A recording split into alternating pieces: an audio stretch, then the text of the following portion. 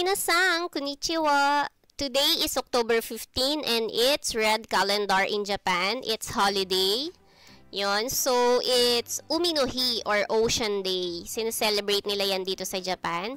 And may free time si Kamahalan, so bigla-bigla siya nagyayang mag-driving. Actually, hindi namin alam kung saan kami pupunta today, pero sige lang, drive-drive lang tayo. Lagi naman kaming ganun, pag may free time, driving lang kami. So, habang hindi pa kami nakakapag-decide kung saan kami pupunta, tumigil muna kami dito sa parking lot. Ayan. Dito sa Japan, maraming parking lot kang madadaanan. Diyan, pwede kang mag-toilet break and pwede kang kumain. May mga restaurant din dyan.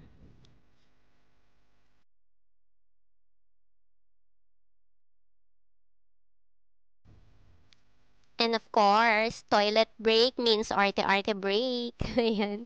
So, ito yung labas ng parking lot. And finally, after toilet break, nakapag-decide na kami kung saan kami pupunta. Dahil Umi no Hinga or Ocean Day, we decided na mag-driving sa may tabing dagat. Let's go to Enoshima!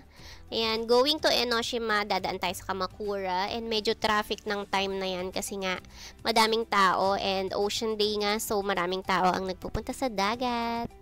If you're a fan of anime na Slam Dunk, you should visit Enoshima and Kamakura kasi taga dito si Hanamichi Sakuragi. Yan, favorite ko din yun no. Those were the days, kabataan days. Yun, Slam Dunk. So, ayan. Ito yung dagat. Libre lang yung dagat na yan. Nakikita nyo ba? Ang dami nagsasurfing, nagsaswim, ayan. Sikat itong lugar na to. Tourist destination. Itong Enoshima and Kamakura. So, mga more or less 1 hour lang siya by travel ng car or train from Tokyo. So, kung mahilig kayo sa dagat and sa anime na Slam Dunk, you should visit this place. Dahil nandito din yung sikat na lugar kung saan may picture ba or scene, basta ganun, may scene doon na sikat na naging trademark ni Sakuragi. So, marami nagpipicture doon, sobra. Pila-pila talaga sila dyan. Mamaya madadaanan natin siya, papakita ko siya sa inyo. Ayan, ang dami nagsasurfing. Nakikita nyo ba sila? Ayan, may mga nagsasurfing and may mga nagbo-boating din dyan.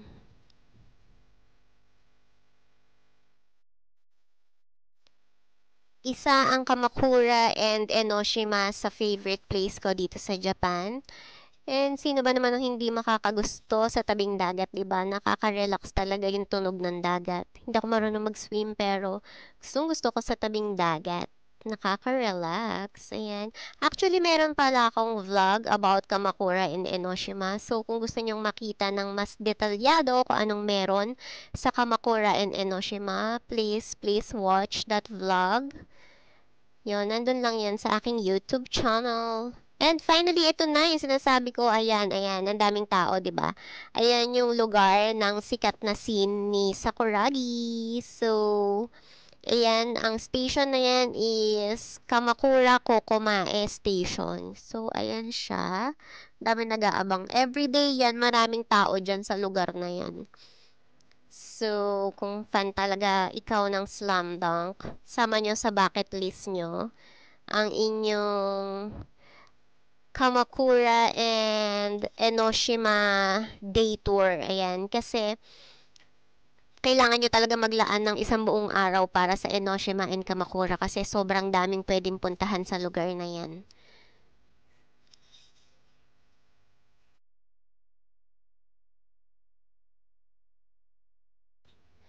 And ayun na nga, para magets nyo yung sinasabi ko kung saan nga ba yon at anong scene yun. Eto siya.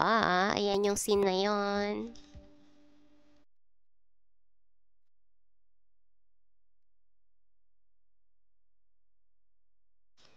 And dahil medyo traffic nga, enjoyin na lang natin ang view. Buti na lang hindi ka maiinip talaga. Kasi maganda yung view. And gutom na nga din ng mga person dyan. Buti na lang may nakita kaming available na parking slot. So, nagpark muna kami para makahanap ko anong pwede namin kainin. Gusto sana namin kumain ng shirasu doon. Shirasu yung maliliit na isda. Hindi ako sure kung parang dulong siya sa atin, pero hindi naman siya lasang dulong eh. Basta ayan yung nasa picture. So, yun sana yung gusto namin kainin, kaya lang ang haba ng pila.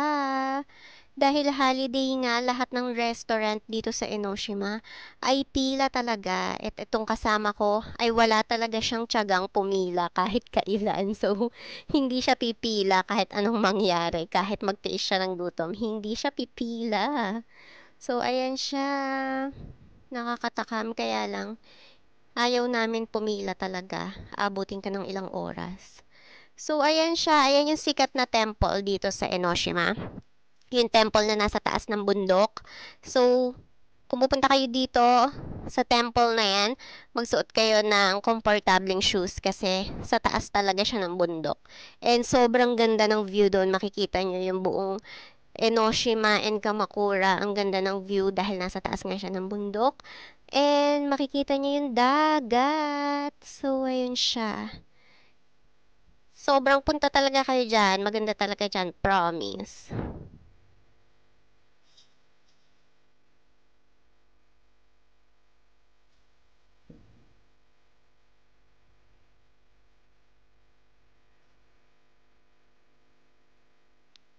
And syempre, basta may salamin, salamin, salamin.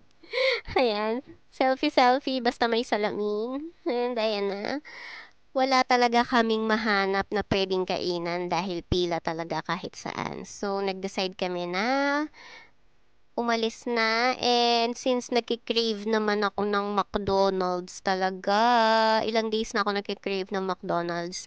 So, sabi ko mag-McDonald's na lang kami. Hindi mahilig sa fast food itong aking kasama. Pero, pagdating sa McDonald's, nagkakasundo talaga kami. Ayan. So, let's eat. Itadakimasu.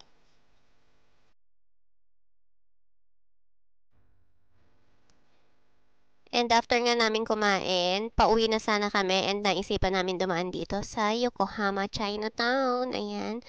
May Chinatown dito sa Japan. May vlog na din ako dito before. So, pag may time din kayo, panoorin niyo yun. Ayan. So, dumaan kami dito. Sabi namin, baka pwede tayong mag-food trip din dito. And madami nga din tao as usual. Pero actually, dito sa Yokohama Chinatown, lagi talagang maraming tao dito. Kasi, merong malapit dito na dagat and may mga dumadaong doon na daong talaga, di ba? Lalim.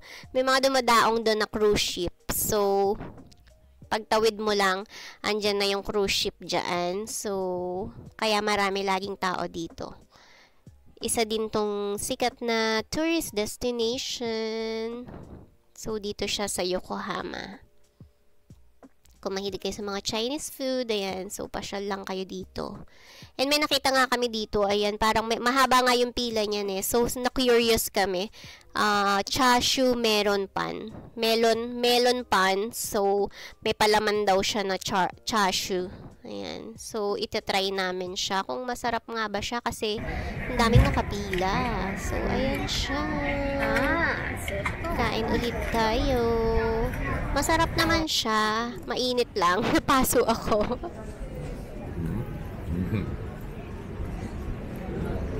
Kokubetsu. Melon pan じゃない方がいいの。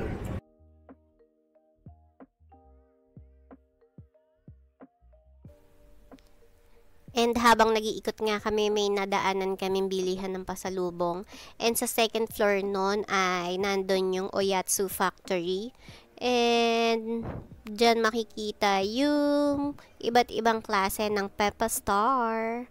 Yan. Favorite snack namin yung Peppa Star. Kaya lang sa mga convenience store and sa mga supermarket, isang flavor lang yung binibenta nila. And dito sa lugar na to, sobrang daming flavor as in may chocolate pa. Yan. Hindi yan binibenta sa mga supermarket or convenience store. Siguro dito lang siya. So, ayan na nga. Nabudol na ang mga person.